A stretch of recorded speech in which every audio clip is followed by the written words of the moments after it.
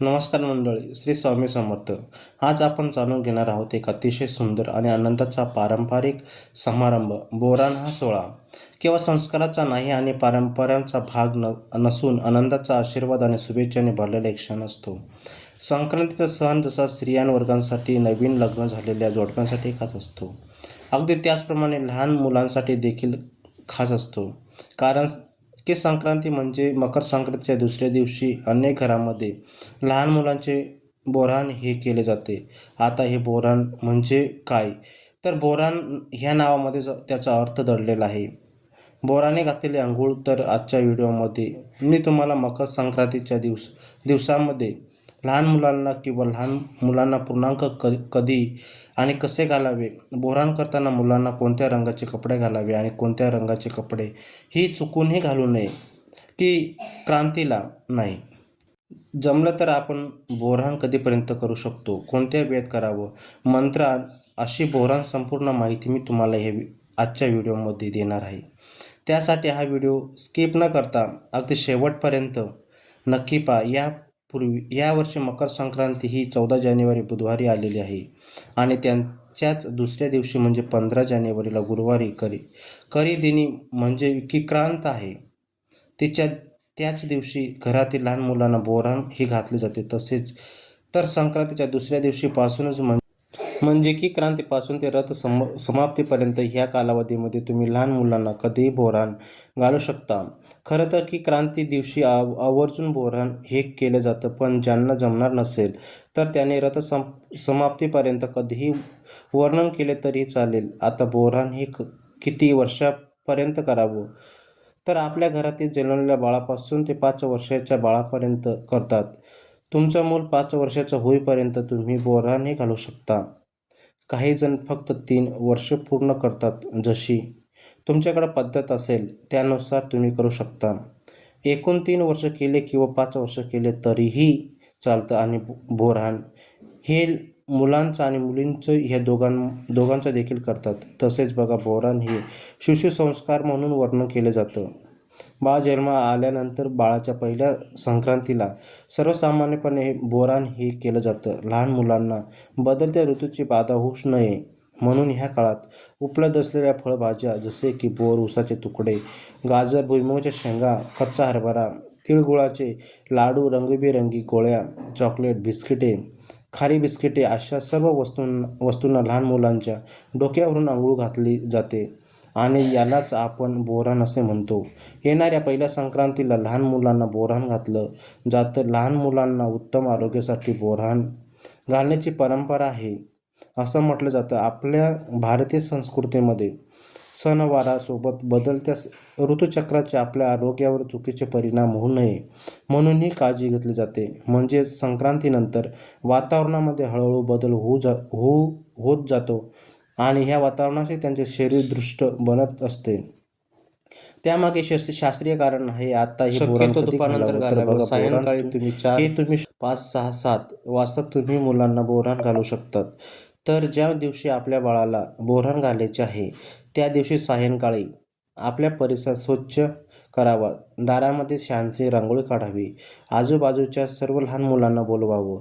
तसेच काही स्त्रियांना देखील तुम्ही बोलवू शकता. 5 किंवा 7 वाजता बोलवायचे आहेत आपल्या बाळाला औक्षण करण्यासाठी. तसेच घरातील मोठी अशी चटई, सतरंजी वगैरे काहीतरी अंथरावी. त्यावरती एखादा पाट किंवा चौरंग ठेवायचा आहे आणि त्यावरती उत्सवमूर्तीला बसवायचे आहे. म्हणजेच बाळाला अंघोळ घालायची आहे, बोऱ्हाण घालायचे आहे. त्या बाळाला त्या पाटावरती किंवा चौरंगावरती बसवायचं आहे. बाळ ज्या कपड्यावर उठून दिसेल असे हलके पांढरे शुभ्र दागिने घातले जातात. मुलांना बासरी, मुकुट, हात, तर मुलींना माळ, पैंजण, बांगड्या असे हलके दागिने बाजारामध्ये सहज उपलब्ध असतात. तर ते दागिने आपल्याला घालायचे आहेत. या शृंगारासाठी या दागिन्यामुळे बाळ अधिकच खुलून दिसेल. आपल्या बाळाला पाटावर किंवा चौरंगावर बसवायचं आहे.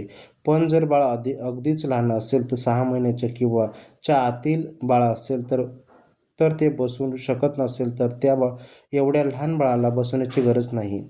तुम्ही पुढील वर्षापासून म्हणजेच पुढील संक्रांतीला पण तुम्ही बोऱ्हाण हे घालू शकता.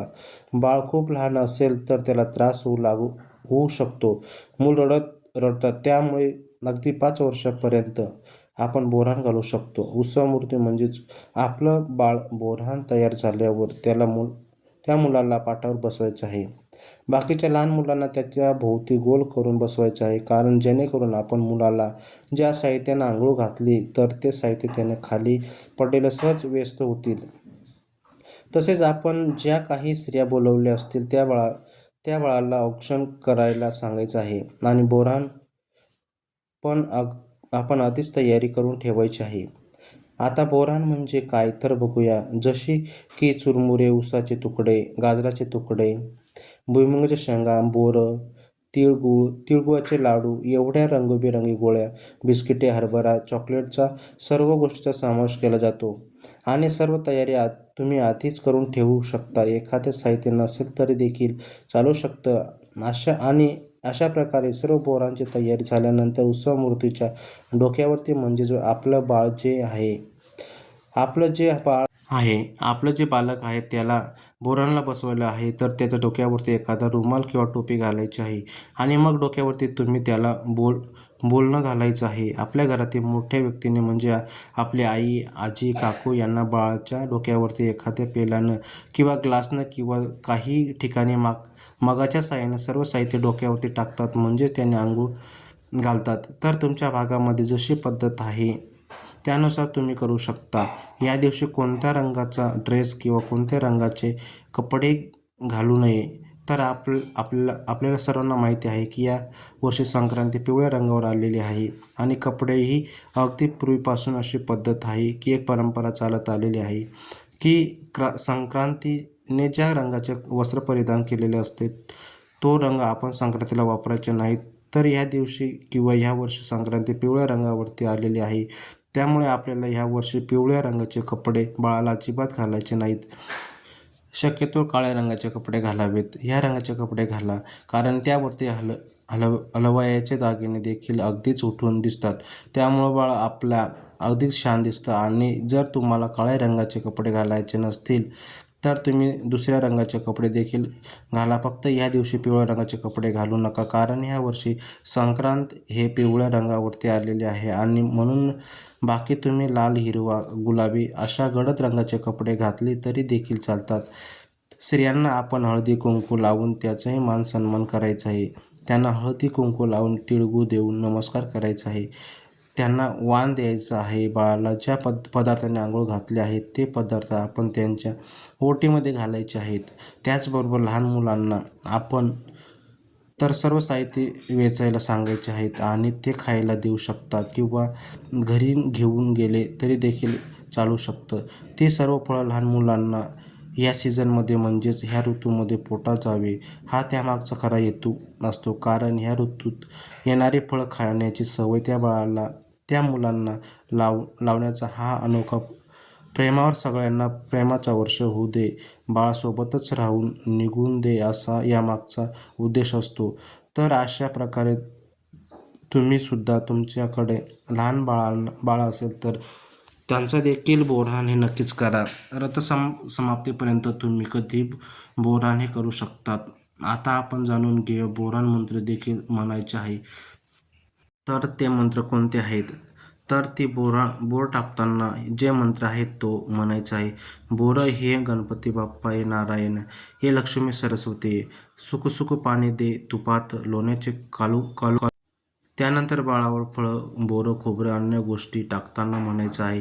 त्यानंतर बाळाला आशीर्वाद देताना बोलायचं आहे.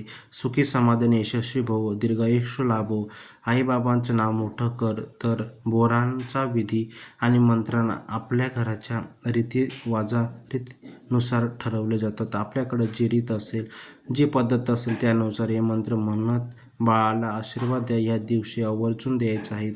तर बोऱ्हाण हा केवळ एक विधी नाही, तर आपल्या संस्कृती, आनंदाचा आणि एकत्रितपणाचा उत्सव आहे. या समारंभातील मंत्र, फळं आणि खेळ यामध्ये मुलांच्या उज्ज्वल भविष्यासाठी प्रार्थना आणि शुभेच्छा दिलेल्या आहेत. आपल्या परंपरेचा हा समृद्ध असा पुढे नेणे हीच आपली खरी जबाबदारी आहे. तर कशी वाटली तुम्हाला आजची ही माहिती आवडली असेल तर नक्की लाईक करा, शेअर करा आणि चॅनलवरती नवीन असाल तर चॅनलला सबस्क्राईब करायला विसरू नका. व्हिडिओ शेवटपर्यंत पाहिल्याबद्दल अगदी मनापासून तुमची खूप खूप आभारी आहे. धन्यवाद. श्री स्वामी समर्थ. जय जय स्वामी समर्थ.